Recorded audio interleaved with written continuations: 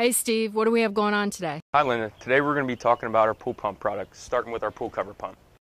Great, so what does this pump do?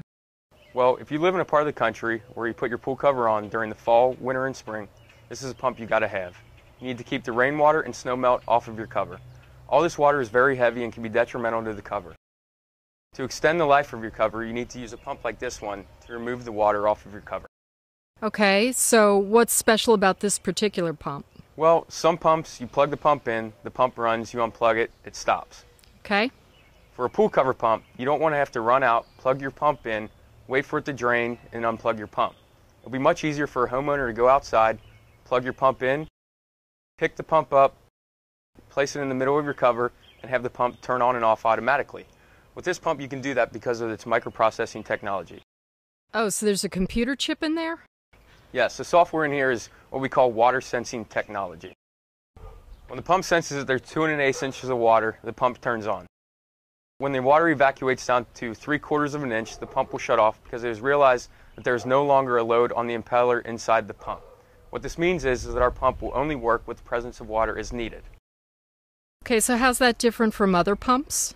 Well, some other pumps, they have mechanical float switches inside. Mechanical float switches have moving parts which make them prone to fail, or they can get jammed up with large debris. With our switch, we have no moving parts, so that cannot happen.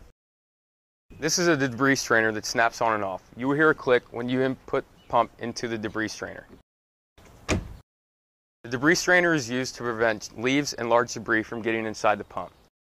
What we have added here is a check valve, while other pump products do not include a check valve.